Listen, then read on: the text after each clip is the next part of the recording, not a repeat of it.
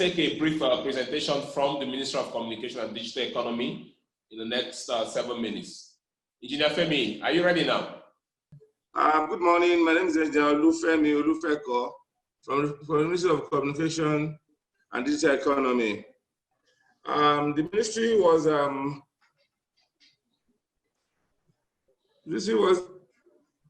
brought up in 2011. We created this in 2011 to facilitate ICT as a key tool in the transformation agenda in the area of economic growth, transparency in governance, and digital job creation. Currently, the Honorable Minister is Dr. Isah Ali Pantami, and has embarked on 8-pillar policy, which when implemented will ensure that at the end of the decade, 4 things will happen. Majority of Nigerians will be computer literate. 2, own a digital device. 3, have access to internet. And 4, own digital bank account. That is the account you can operate online. And then finally, perform various activities digitally. That is our hope at the end of the decade. Engineer Femi, yeah. Can you hear me? Our ongoing projects. Engineer Femi, Yes. Can you hear me? Can I ask you to share your screen as you talk about the points? Can you share your screen? Oh, do we have this PPT? Yes, we have. No, it should be with Marvis. You have an updated PPT. Can you share it so that all the participants and panelists can see what you're talking about? That should be with Marvis, please. I submitted something earlier. Okay, do you want us to share that with you? Why not? Go ahead. Okay, you can go ahead with the points. I want to share the PPT now. Okay. I'm currently leading the ministry's effort on e-government. That is delivery of government services online, which offers opportunity for more direct citizen access to government, as well as government provision of services directly to citizens. Our ongoing projects, it has an umbrella name. We call it Digital Nigeria Program Overview. The program will provide national platform for improving digital literacy level of Nigerians, as well as high-level digital skills. It was launched on 2nd of April, 2020. Okay, go ahead. No, go back to 1, please. I'm still on introduction. Yeah. The program was launched. It's okay. The program was launched on the 2nd of April 2020, and close to 40,000 Nigerians have enrolled. 7,048 academic staff of tertiary institutions trained under the Adaptive program. Adaptive means Advanced Digital Application Program for tertiary institutions.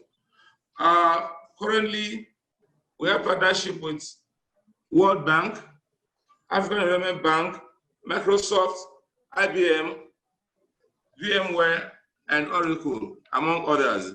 The scope of the Digital Nigeria program covers digital literacy, productivity tools, web development, cloud computing, blockchain, artificial intelligence, big data, and Internet of Things.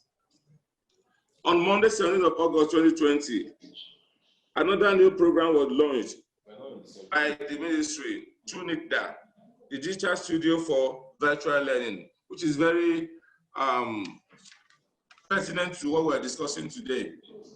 Now, COVID implication on education. We found that due to the scourge that was unexpected, all schools were shut down on the 23rd of March 2020, leaving about 46 million students stranded at home. Now, the big question, do we really have technology to cater for the affected children? Well, Nigeria was not prepared for that global pandemic, with little provision for structured learning program in place. However, private schools managed to transition into e-learning with limited success. Private universities also tried with limited success, but the public schools remain short. They are not able to deliver e-learning program because of limited infrastructure. However, Ministry of Education recently transitioned into radio and TV education through NEMIS. The timetable was released recently, and then in Ogun and Lagos State also have started something similar. Well, the challenges and lessons we have learned. First is that Nigeria was already challenged with a high number of out-of-school children, about 10.4 million before the COVID outbreak. And then the problem of epileptic power supply and the limited broadband infrastructure has not helped the situation. But the Honorable Minister recently launched the 2020 to 2025 broadband digital policy. And I'm sure that will be, that's a step forward. Things will start to brighten up. It's important to provide digital devices for rural and low-income communities. I'm talking about tablets, solar-powered cheap laptops. There's also need to make devices available for secondary and tertiary students and teachers. There should be a deliberate effort to enact a policy for teachers to be digitally literate, and those that are there currently also to be digitally literate. We should develop e-learning curriculum so that both teachers learn, children will not only learn about ICT, but with ICT and through ICT. We should digitize all schools and equip their computer labs.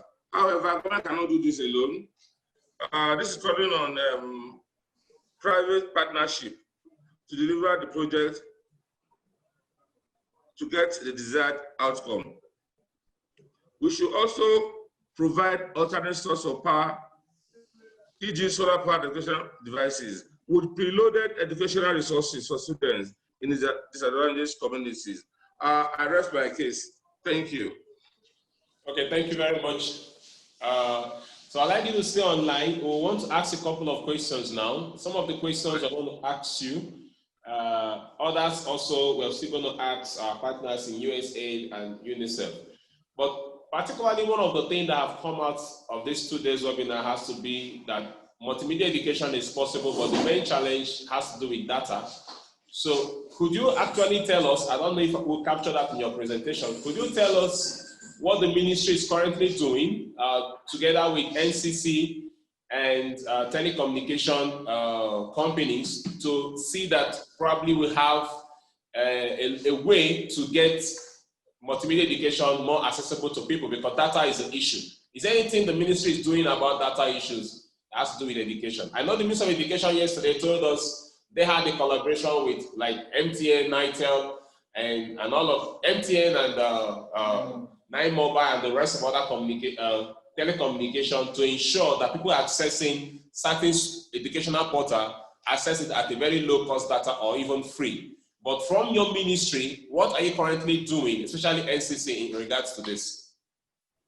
NCC, right from inception, has been doing a lot about data.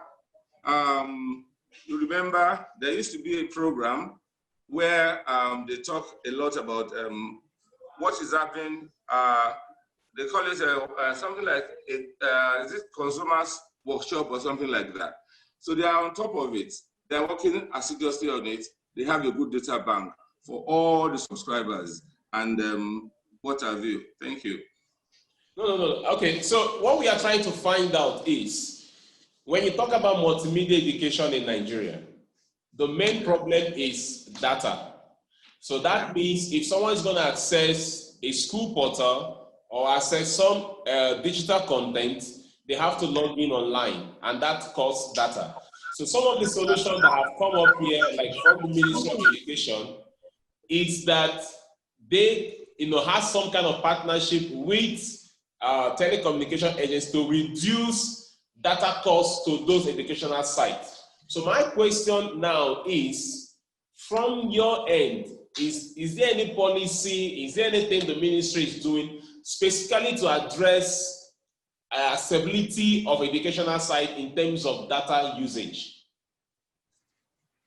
Yes, we do. The body that works, that is necessary for that, the Ministry of Education, is NEMIS. and we are collaborating with them. And then there's reduction in the price of rights of way by state governments. We're also on top of that also. I don't know whether that answers your question, but okay. It's more of a NEMIS thing in the education section, and we are collaborating with NEMIS.